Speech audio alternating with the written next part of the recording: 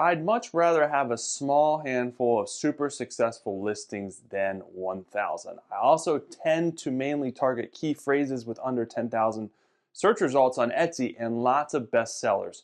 Currently, I make most of my income off maybe 5 listings, so I pretty much have a completely different strategy, but I guess it also depends on the niche.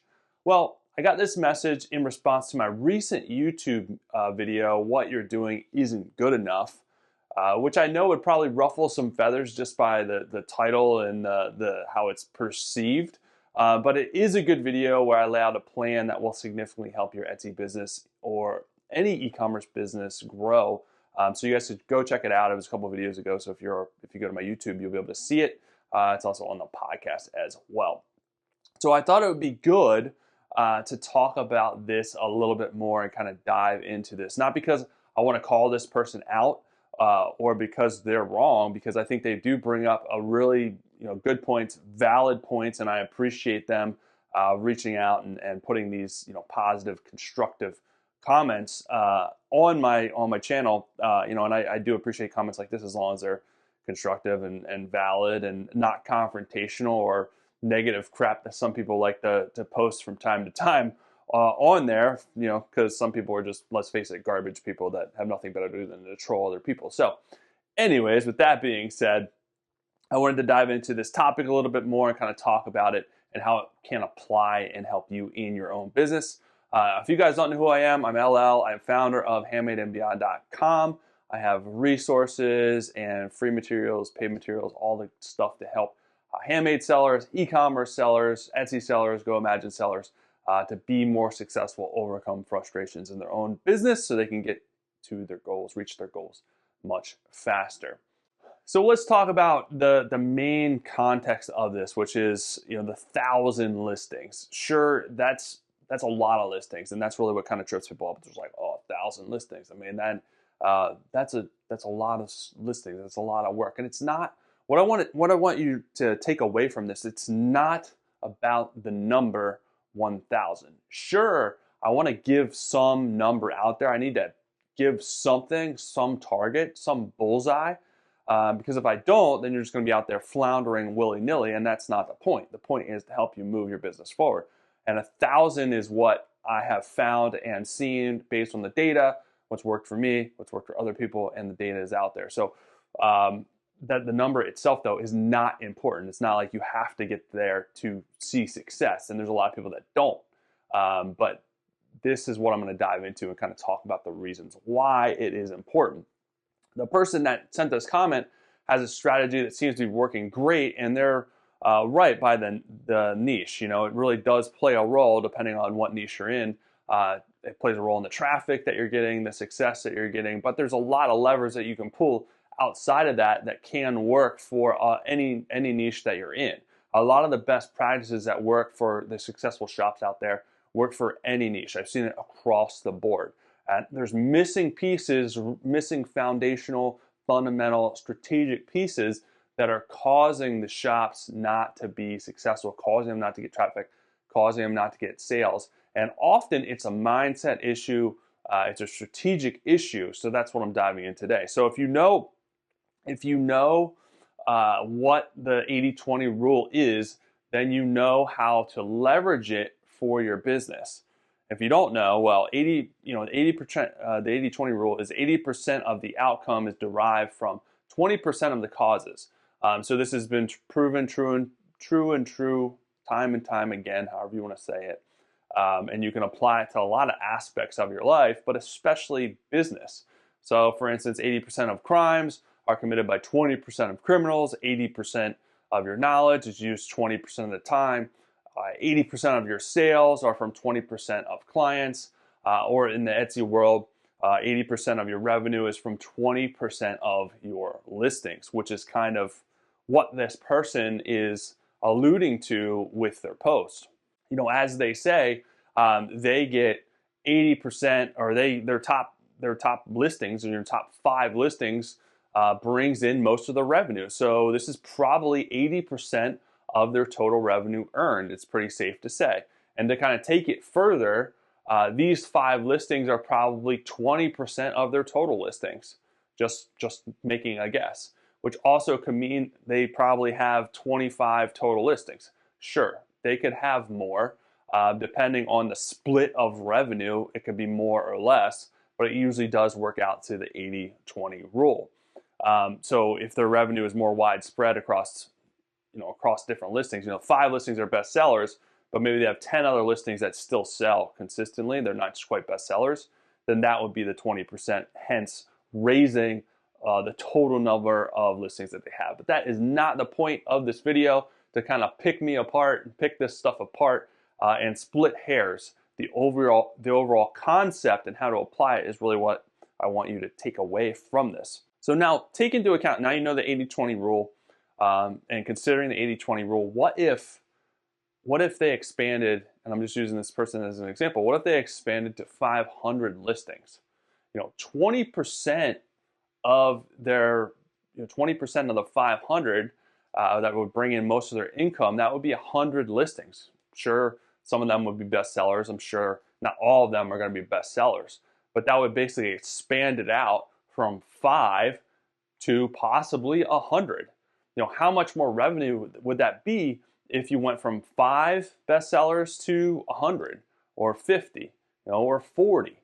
Probably be a pretty big influx of revenue, as you can imagine. But there's not necessarily a direct, 100% apples to apples correlation, meaning, between the two, between the number of listings and sales. You can't just blindly start throwing up random listings, right? That's kind of the other takeaway I want you to get from this. You can't just start throwing up listings randomly to get to 500 or 1,000 and then hope that your 20% will increase or you'll get 100 bestsellers. It doesn't work like that. There is a correlation between the number of listings that you have and the number of sales that you have, but it's not like directly, it's not 100% equal, is what I'm trying to kind of beat in your head here. It's not 100% equal. So if I increase the number of listings I have 50%, will my sales increase 50%? No, not likely. But they will and should increase, and the percentage of sales increase that you can have is dependent upon if you enact the strategies to release new products and new listings the right way. Meaning you're doing research, you're listing stuff based on a strategic way, and not just throwing mud on the wall. So here's the main takeaways, the main points of the 1,000 listing strategy that I want you to take away from this episode, this video, what I want you to take back to your business so you can learn and improve. Here's the main things. The first takeaway, I am going to write because I have this board up here, so I want to do some writing. Number 1 is you got to put in the reps. 1 is reps. If you go to the gym or you work out, you're familiar with this, is putting in the reps, because the reason you put in the reps is so you can get better, so you can get more efficient, you can overcome hurdles that will help your business improve faster. If you're not putting in the reps and not putting in the work, you're not going to find those problems. You're not going to move your business forward faster. You're just going to be idle. And that's not what you want to do. For example, if you go to the gym, since we're talking about reps, if you go to the gym once a month and you lift weights, are you going to get stronger than if you go every single day? Who's going to get stronger at the end of the year if you do that? I'm sure you know the answer to this. This is the person that is lifting every single day. They're going to be jacked. They're going to be ripped. They're going to look like Zac Efron or whoever your favorite person is at the end of the year. The same thing goes with your business. If you're working on your business every single day versus someone that goes in there once a month, once a week, once every 2 weeks, who do you think is going to have more sales at the end of the year? The person that's in there every day. I'll put money on it all day long. All day long, I'll put money on the person that is working on their business every single day. They're going to have more sales at the end of the year. You got to put in the reps because of what you're going to learn from it. You got to put in the reps because of just the sole brute force of moving the business forward, of doing the necessary actions, strategic actions every single day that are going to be necessary to grow your business. The next point, that kind of the next takeaway, is you can learn by getting to this, or shooting for the 1,000 listing mark. You can learn what works and do more of that. That is number 2. Learn. You may hate the term learn. It's not about learning. It's about running a business and making sales. But being an entrepreneur, having your own business, is constant learning. If you're not in that mindset of constant learning, constant evolution, trying to learn and evolve and improve what you're doing, then you're probably not a good fit for this world. I'm sorry, maybe that's controversial. Maybe you're going to turn this video off, but it is true. You've got to consistently learn. You got to consistently use what you learn, leverage that to your advantage. And that's why a lot of people get pissed when things change, when things aren't working. That is entrepreneurship. That happens more times than not, and you gotta leverage that and pivot and use that information that you're learning to try new things, to evolve. You can't just maintain status quo. Things will stop working eventually. It always happens. So you have to continue to try to stay ahead of the game, continue to take lots of actions consistently, which is another important, back to point 1 of putting in the reps. If you're doing things enough in your business, you're going to know when changes are coming. You're going to start to be trying new things before the ball drops, before things stop working. But also, by doing this, by putting in the reps and putting up, listings and continuing to work on your business, you're going to learn from the data. You're going to have more data to look at. This is going to tell you, you're going to be able to look at your stats for individual listings from visits. Where's the traffic coming from these visits? What keyword data is getting visits? What is selling? What is not selling? What keywords are not getting visits? What should you not use anymore? Which new keywords should you be using? How should you set up your listings differently? What listings are doing better? What can we learn from the listings that are doing better? What can we learn from the listings that are getting more traffic? Those type of things you will learn, and you'll be able to learn a lot faster if you're putting in the work and you're trying to get several hundred listings rather than just sitting on 30 listings and being like, I'm not getting more sales. I don't know what's happening. I'm not getting any traffic, so I can't make decisions. Put in the work, start hammering down, and then you're going to get more information that you can learn and pivot and use that information to increase your performance and improve your business. Number 3 is it increases your chances. We're just going to write success on here because I don't feel like writing increases your chances. So success with a funky S. Again, if you're listening to this, I'm writing on a whiteboard, so that's why that's what you hear going on in the background here. So it increases your chances of success from a pure numbers game, right?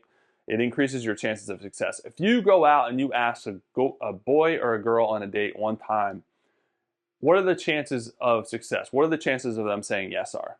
Probably pretty high. Well, depending on how your bone structure is in your face and how good looking you are. If you're like me and you're bald and you're just average looking or below average, depending on what you think, your chances are probably going to be pretty low or medium, you know what I mean? Not great. But if you go out and you ask 10 people to go on a date or for their number or whatever, there's a really good chance you're going to at least get one or maybe several. Unless you're having a really bad day, then you're not going to get any. Or depending on how awkward you are when you ask. Like if you're like me, probably fumbling over your words, dropping your phone and acting like a weirdo. So it increases your chances of success. No matter what you're doing, the more you do something will increase your chances of success. More listings, more keywords, equal more chances to be found, equal more chances to be bought from. It's a simple numbers game. Now I know there's more to this in just the numbers. Again, like I mentioned before, having a strategy, quality of the stuff that you're putting out. But from a pure numbers perspective, even if your stuff is not great quality, you're still increasing your chances of success. Now, if you're doing all the other things right, your chances of success are going to go you're going to go way, way higher up. But either way, if you're just playing the numbers game, sure, it will increase your chances of success. But by putting more stuff out there, you're showing the algorithm that you're more specialized in that particular niche. So the algorithm sees that, and the algorithm is more apt to rank your stuff, show your stuff to more people that are looking for stuff in that niche. Good example of this is if you have, whatever example you want to use. Let's just say you sell bracelets, you sell gold bracelets. You have 5 gold bracelets up for sale, right? And you have another shop that has 100 gold bracelets up for sale. All things else are equal. The quality's good, pictures are good, your SEO is good. Who do you think when those shops, basically when that person searches gold bracelet, and you guys have pretty similar keywords, if not the same exact keywords, which shop is going to be shown first to that buyer? The one with 100 gold bracelets, unless they have like 1-star average reviews. If they do, they're not going to be on Etsy very long. But that's who the algorithm will show. Why? Well, because you've shown that you are specialized in that niche. You have a lot of products in that niche. Not only that, that buyer has a better chance or will have a higher probability of finding something. Even if that bracelet that they're showing them, they don't necessarily aren't sold on, they'll bounce to that person's shop and see all the other bracelets. So they are more apt to find something that they will like and buy sooner from the shop that has more than your shop that only has 5. And that is the most obvious reason why they will send that person to this other person's shop before yours. It doesn't mean that your shop won't get shown or couldn't get shown or won't rank similarly, if I can talk.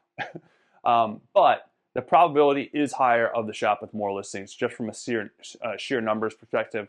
And I think a lot of times we forget the algorithm's sole goal is to find match the best products with the best buyer with the highest probability of making that sale so it can make Etsy money.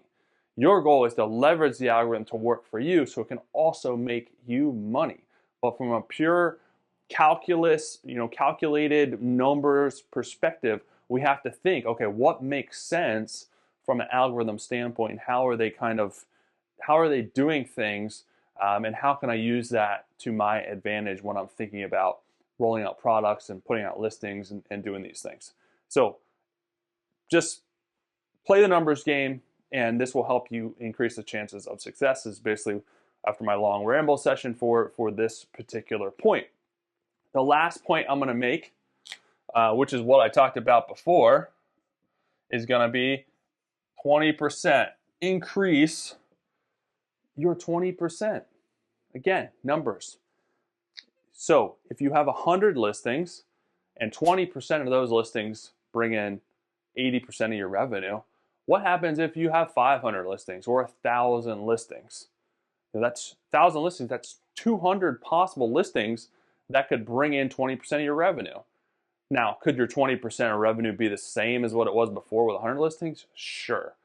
Is there a good chance that it won't be? Sure. If you're doing things the right way and growing the right way and using the information that you're getting as you're adding new stuff and as your shop is performing better and getting more traffic to your advantage, chances are your 20% of revenue, your 20% of listings are going to bring you in that 80% of revenue, but that 80% of revenue is going to be much higher than it was before with 100 listings. Again, not a complete equal direct correlation, but there is a correlation. But there's things that we can do to make that correlation stronger. There's things that we can do to make that correlation weaker. Of course, there's other factors at play that we have some control over. There's other factors at play that we have no control over. Bad reviews, different things like that. SEO ranking, keywords that we're using, shipping stuff fast, running sales and promotions. These are things that we can and can't control. Focus on what you can control. Focus on your mindset of putting in more work, busting your butt. That's really the overarching theme. There's different strategies at play. There's different things that can work for different people, but that is kind of the main takeaway, the main point of getting to 1,000 listings. It's not about the number. You can learn the same thing by getting to 200 listings, by 500 listings. But by 1,000 listings, you're going to learn a hell of a lot more than you would have at 100 listings. And it doesn't mean by the time you get to 1,000 listings, you still have 1,000 things listed. Again, you could you could have, you're not going to necessarily keep all those listings. I think I've done like 3,000 or 4,000 listings. Do I have 3,000 or 4,000 listings up in my shop? No, I have like 900 or 800.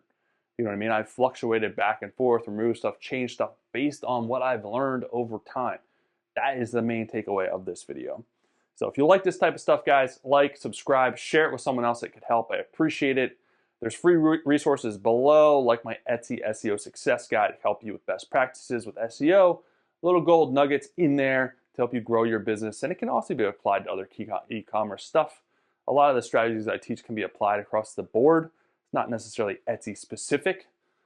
So I appreciate you guys listening. I'll be back soon with another good video for you guys. Have an amazing rest of your day.